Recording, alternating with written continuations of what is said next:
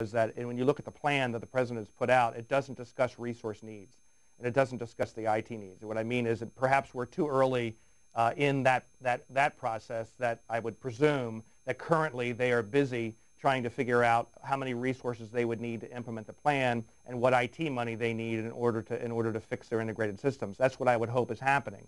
I just was referring to the fact that we're perhaps too early to be criticizing the administration for not having identified what those resource needs are in order to implement this plan. The other thing is there are authority requirements that the agency is asking for new legislation. So in order to implement some of these action items, the agency will actually require congressional action.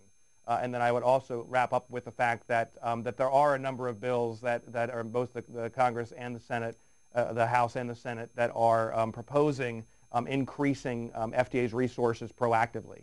Then the question becomes, well, how will the agency use those resources? And it certainly needs to be used smartly. It certainly needs to be, the agency certainly, in my opinion, needs to be shifting its resources now towards the import and the foreign operations, because quite frankly, you're about level when it comes to the number of manufacturers that are providing foods and drugs in this country between the domestic and the foreign industry. But most of the agency's resources are really being spent in the domestic industry. And that shift, I think, has to happen actually immediately. Woodstock, Georgia. Good morning. Good morning. Thank you very much for C-SPAN. I tuned in a little bit late, so I'm not sure if this question has already been asked and answered. But I'm just curious as to if you might know who might be lobbying against these changes that are being proposed, or what lobbyists are helping write the changes that are being proposed. Thank you. Yeah, thank you. I don't know that I could give you a list. I can tell you generically, the consumer advocacy groups are proposing, are really pushing the congressional approaches. As far as the administration side, industry obviously has is playing some role in that. But also, the agency and the department went out and they obtained information from stakeholders, from consumers, from states, because states obviously regulate food as well, from importing communities as well as domestic companies.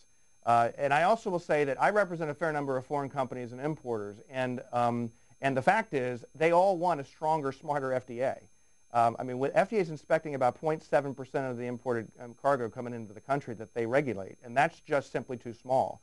And because it's so small, you can't even, it's hard to even create a risk-based program without increasing those numbers in order to be able to establish a baseline for what would then be risk and what wouldn't, what would be risky and what wouldn't.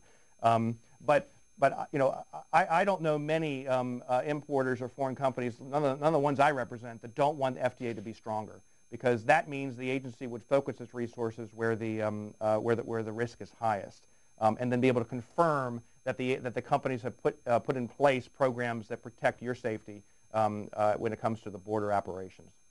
Actually, we'll take one more call. Oklahoma City, Oklahoma. You're the last call. Yes. I'd like to make 3 different comments here. I'll tell you a good way to solve this, and it won't cost us any money. They've already supposed to have it on meat, this labeling. If they'll just label that stuff, we can figure out where we want to buy it from. And why haven't y'all enforced the laws and put the labeling on the beef? Yeah, I mean, country of origin labeling in meat and in seafoods and those kinds of whole foods works quite well. FDA's jurisdiction, FDA doesn't have jurisdiction over meats, USDA does. USDA has meat, poultry, and eggs. FDA basically has everything else.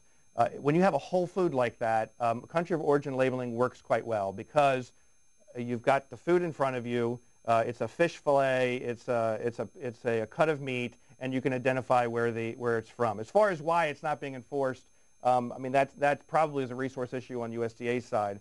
But when you get to finished products that are mixed ingredients, I mean, if you consider how many different ingredients go into a finished food product, it would be difficult. I don't think country of origin labeling would actually tell you anything, because wherever the most significant transformation occurred with that product is what the law is going to require for the country of origin labeling.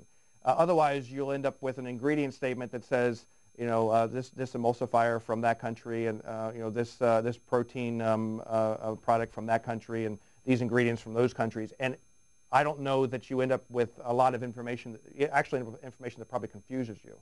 At least it would confuse me when I went to the grocery store.